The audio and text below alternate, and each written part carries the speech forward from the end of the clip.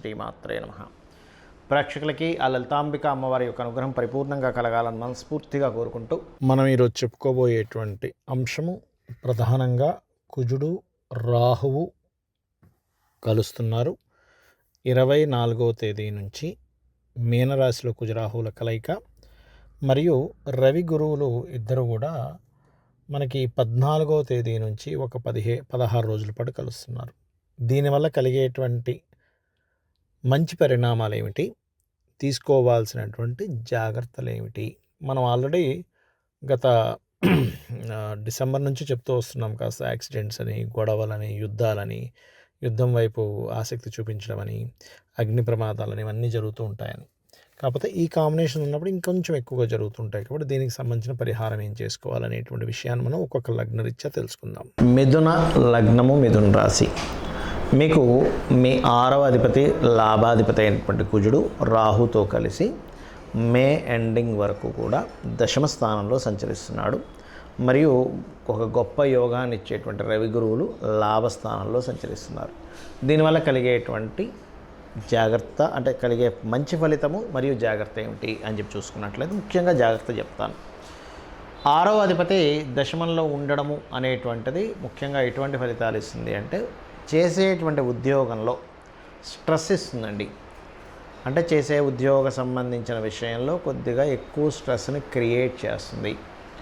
కొంచెం చేసే కంపెనీలో కావచ్చు, ఆఫీస్లో కావచ్చు, కొంచెం ఏంటంటే శత్రు సంబంధించినటువంటి పెరుగుతూ ఉంటాయి. అంటే వాళ్ళు ఏదో మిమ్మల్ని అనడం, మీరేదో వాళ్ళని అనడం, ఇటువంటివి కాస్త పెరుగుతూ ఉన్నాయి, గుర్తుపెట్టుకోండి. అలాగే మరొక విషయం ఏంటంటే, ఇక్కడ చూసుకున్నట్లయితే ఇక్కడ పర్టికులర్గా ఈ కుజుడు రాహువు కాంబినేషన్ వల్ల కొంత వాహనాల మీద వెళ్ళేటప్పుడు, లేదా పూర్వీకుల ఆస్తులకు సంబంధించిన విషయంలో, అంటే ఏదైనా తాతగారు ఆస్తుంది, పూర్వీకుల ఆస్తులు, ముఖ్యంగా తండ్రి యొక్క ఆస్తి విషయంలో, తాతగారి యొక్క ఆస్తి విషయంలో మీకు ఏదైనా ఒక్కోసారి చూడండి, మనం ఎక్కడో ఏ విదేశాల్లోనే ఉంటాం, ఆ ఆస్తి ఆ పొలము ఏదో అలా పడి ఉంటుంది. ఎవరో ఒకరు ఏం చేస్తారు, కావాలని బాగా స్వార్థపరులది దాన్ని ఏదో ఆక్రమించడాలు చేస్తుంటారు. ఇటువంటి విషయాల్లో చాలా జాగ్రత్తగా ఉండాలి మిథునం వారు. రైట్. మరి ఈ రవి గురువుల యొక్క కాంబినేషన్ వల్ల మీకు కలిగేటువంటి లాభం ఏమిటి? వ్యాపార లాభం ఖచ్చితంగా ఇస్తుంది ఇక్కడ. అంటే ఈ సమయంలో పర్టికులర్గా మీకు ఈ 14 ఏప్రిల్ నుంచి మే స్టార్టింగ్ వరకు ఉండేటువంటి 16 రోజుల పాటు, 17 రోజుల పాటు, సంథింగ్ 16 రోజులు అనుకోండి, 16 రోజుల పాటు ఉండేటువంటి కాంబినేషన్ ఏదైతే ఉందో మీకు సకల లాభాలు, సక్సెస్ రేట్ని, మీరు ఎవరినైనా అప్రోచ్ అయ్యి మాట్లాడడం వల్ల వాళ్ళు కన్విన్స్ అవ్వడము, ఇటువంటి కంప్లీట్ సక్సెస్ని ఇస్తుంది. అయితే ఇక్కడ సంతాన సంబంధించినటువంటి విషయాల్లో మాత్రం కొన్ని ప్రేమ వ్యవహారాలకు సంబంధించిన నిర్ణయాలు కానివ్వండి, సంతానం సంబంధించిన విషయాలు కానివ్వండి, కొంచెం డెసిషన్స్ తీసుకునేటప్పుడు కొద్దిగా జాగ్రత్తగా ఉండండి. ఎందుకంటే ఈ పంచమ స్థానాధిపతి శుక్రుడు ఎవరైతే ఉంటారో ఇప్పుడు సంచరించేటువంటి కాలంలో కొంచెం ప్రతికూలత సమయాలు కూడా కొంత పెట్టుకున్నాడు ఆయన అక్కడ. కాబట్టి ఈ యొక్క విషయాల పట్ల కాస్త జాగ్రత్తగా ఉండండి. అలాగే కాస్త ఫైనాన్షియల్ గ్రోత్ కూడా ఈ 16-17 రోజులు ఏదైతే ఉందో ఈ రవి గురువుల కలయిక వల్ల మంచి ఫలితాన్ని ఇస్తుంది ఇక్కడ. అయితే మరి ఈ దశమ స్థానంలో కుజరాహువులు ఉన్నారు కదా, ఈ స్ట్రెస్ అనేది ఎక్కువగా జరుగుతుంది అని మనం చెప్పుకున్నాం. ఈ సమయంలో ఇంకొక విషయం చెప్తానండి మీకు. మీ యొక్క జీవిత భాగస్వామి పేరు మీద ఏదైనా వాహనం కానీ, గృహం కానీ, స్థలం కానీ, ఆభరణాలు కానీ తీసుకునేటప్పుడు కాస్త చూసి తీసుకోండి. ఇక మీరు చేయవలసిన దేవతా ఆరాధన ఏమిటి? నవగ్రహాల్లో ప్రత్యేకంగా కుజరాహు గ్రహాల దగ్గర దీపారాధన చేయడము, మంగళ శనివారాలు సుబ్రహ్మణ్యేశ్వర స్వామి కానీ, దుర్గాదేవి ఆలయాలు కానీ, ఆంజనేయ స్వామి కానీ ఆలయాలకు వెళ్ళడము. మరియు మరొక విషయం ఏంటంటే, ఇక్కడ గోవులకి క్యారెట్స్, బెల్లము తినిపించినట్లయితే ఈ దోషం అనేటువంటి తొలగిపోయి అద్భుతమైన యోగం కలుగుతుంది. అయితే ఇప్పటివరకు మనం చెప్పుకున్నటువంటిది ఏదైతే ఉందో దీంతోపాటు చాలామందికి లగ్నం తెలియదు, రాశి తెలియదు, నక్షత్రం తెలియదు. మరి వీరేం చేయాలి, ఎటువంటి పరిహార మార్గం చేసుకుంటే అమ్మవారి యొక్క అనుగ్రహం మీకు పరిపూర్ణంగా ఉంటుందో చెప్తానండి మీకు. ముఖ్యంగా ఈ కాంబినేషన్ ఉన్నందుకు మీరు నవగ్రహాలలో కుజ రాహు గ్రహాలు ఉంటాయి. అక్కడ చక్కగా నేతితో దీపము వెలిగించండి. ఏ రోజు వెలిగించాలి? మంగళవారం కానీ శనివారం కానీ వెలిగించవచ్చు. అలాగే మీకు దగ్గరలో ఆలయాల్లో రావి చెట్టు ఉంటుంది. రావి చెట్టు వేప చెట్టు కలిసి ఉన్నటువంటి ప్రదేశం మనకి ఆలయాల్లో కనిపిస్తూ ఉంటుంది. దాని కిందనే మనకి సర్ప ప్రతిష్టలు కూడా చేసుంటాయి.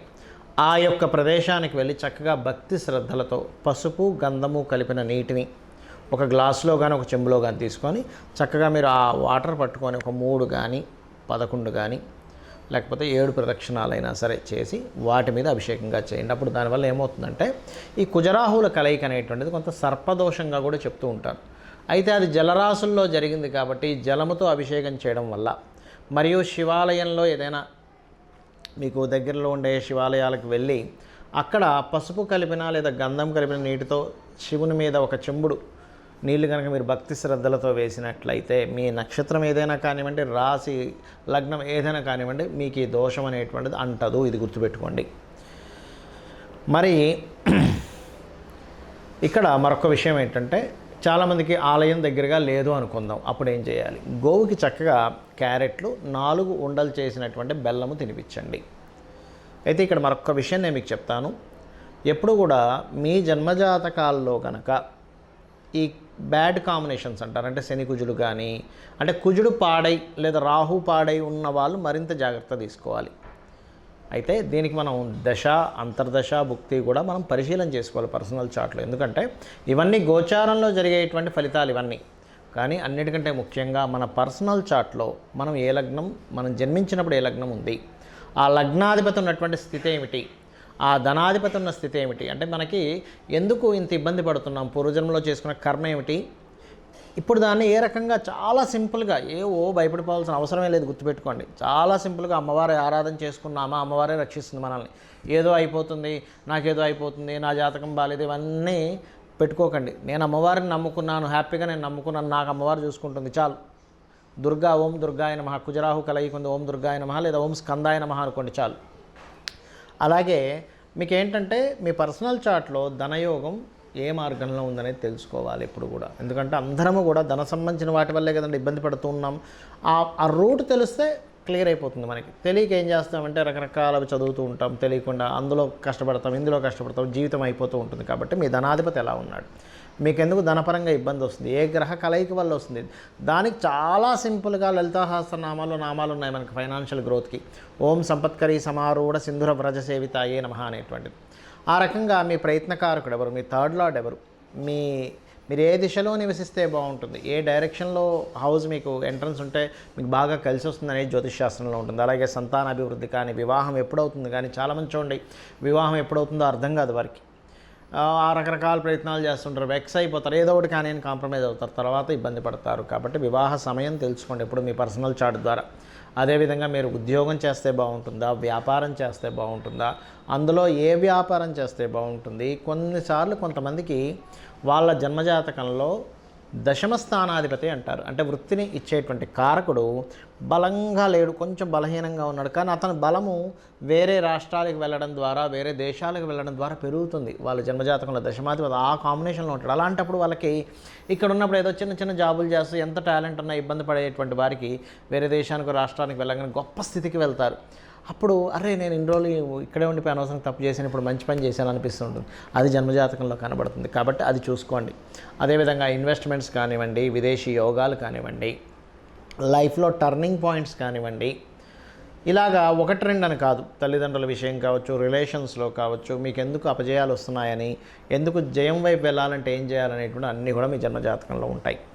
మరి ఇవన్నీ మన జన్మజాతకంలో ఉంటే ఇప్పుడు మనం ఈ కుజరాహులు కలుస్తున్నారు, ఈ గోచార ఫలితాలు ఇలాగే ఇవన్నీ ఎందుకు చెప్పుకుంటున్నామని మీకు సందేహం కలగవచ్చు. ఏమిటంటే మనం ఒకటి తలుస్తాం, దైవం ఒకటి తలుస్తుంది అంటూ ఉంటారు చూసారా. అంటే మనం ఒక ప్లానింగ్ వేసుకుంటాం, కానీ కాలము దానికి అనుకూలిస్తే మన ప్లానింగ్ అద్భుతంగా వెళ్తుంది.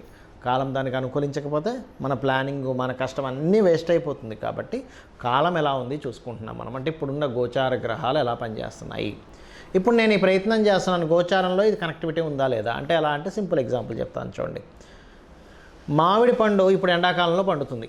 మామిడికాయ ఇప్పుడు మనకు పండుగ వస్తుంది కదా, అదే నేను ఎండాకాలం అయిపోయిన తర్వాత శీతాకాలము, వర్షాకాలము నేను మామిడి చెట్టు దగ్గర కూర్చొని నాకు మామిడి పండు ఎప్పుడు పండుతుందా అని ఎదురు చూస్తే కాలం లేదు, అప్పుడు ఆ కాలంలో మీకు పండదు, మీకు ఎండాకాలంలోనే మీ చేతికి వస్తుంది. అలాగే గోచారంలో ఉండే గ్రహాలు ఇక్కడ ఈ గ్రహం పాజిటివ్గా ఉంది ప్రజెంట్, నువ్వు చేసే ఈ ప్రయత్నాన్ని దానికి కనెక్టివిటీ అవుతుంది, లేదా ఇక్కడ ఈ ప్లానెట్ నెగిటివ్గా ఉంది కాబట్టి ఇక్కడ నీ ప్రయత్నం ఫలించదని చెప్పడానికి మనం ఈ గ్రహాల కలయికలు కానీ గోచార ఫలితాలు కానీ చెప్పుకుంటూ ఉన్నాము. ఈ క్లారిటీ మీకు అర్థమైపోయిందంటే మీ పర్సనల్ చార్ట్ ఫస్ట్ చూసుకుంటారు, కాలంలో ఎలా ఉంది బలం అనేటువంటిది చూసుకుంటారు, అమ్మవారిని పూర్తిగా నమ్ముకుంటారు. అమ్మని నమ్మిన వాడికి ఎలాగైతే అన్నానికి లోటు ఉండదో అమ్మవారిని నమ్మిన వాడికి దేనికి లోటు ఉండదు. కాబట్టి అమ్మవారిని నమ్ముకొని మీరు పరిపూర్ణమైనటువంటి విజయాన్ని పొందాలని మనస్ఫూర్తిగా కోరుకుంటూ శ్రీమాత్రే నమః.